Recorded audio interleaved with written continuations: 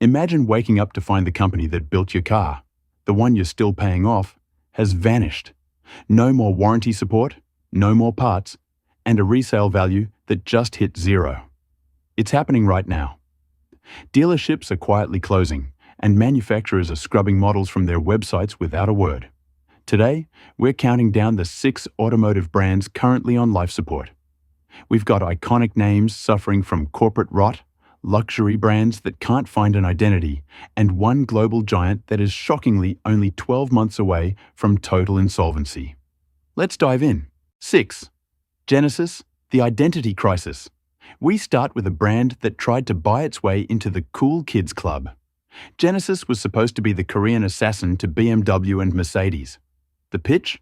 German engineering at a discount. But here's the reality. Luxury is about status, not savings. While 75,000 sales a year sounds okay, compare that to BMW's 370,000 plus. Genesis is stuck in luxury limbo. They want to be high-end, but most of their customers are still sitting in Hyundai waiting rooms for oil changes. Add in massive recalls for stalling engines and a shrinking EV lineup, and you have a brand that's losing its pulse. If you're buying a Genesis for the investment, you're going to be disappointed when it's worth half its price in 2 years. 5. Jaguar, the ghost of British luxury. Jaguar used to stand for grace, space, and pace. Today, it stands for none of the above. Jaguar is pulling one of the riskiest moves in automotive history. They've killed off almost every model they sell, the XE, XF, and even the legendary F-Type, to reset as an ultra-luxury EV brand in 2026. The problem? They've left their dealers with nothing to sell for 2 years. They've replaced their iconic Leaper logo with a generic graphic that looks like a tech startup. Reliability is still bottom tier, and with the CEO recently stepping down, Jaguar isn't just rebranding, it's erasing itself. 4. Mitsubishi, living on borrowed time. Once the king of the rally stage and the street racing scene, Mitsubishi is now a shell of its former self.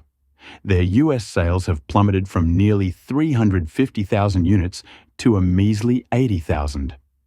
They haven't had a truly new idea in a decade, relying on outdated platforms and budget bin interiors. Between the 2016 fuel economy cheating scandal and a line of crossovers that the competition easily outclasses, Mitsubishi is only still here because Nissan holds the leash.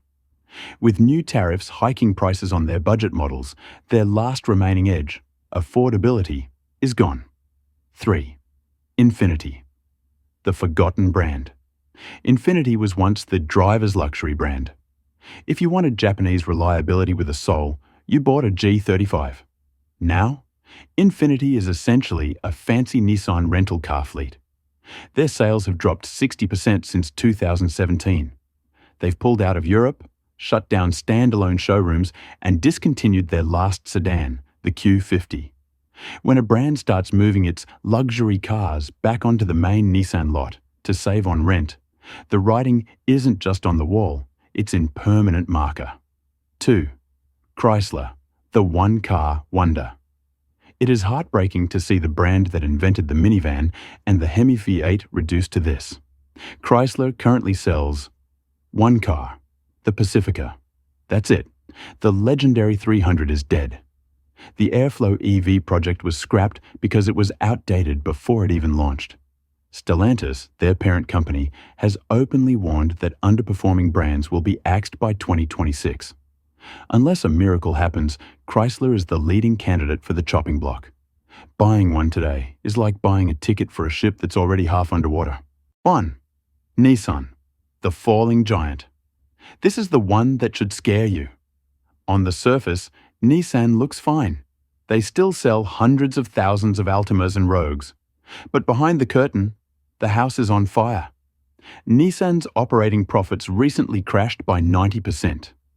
They are laying off 20,000 workers and selling off their stakes in other companies just to keep the lights on.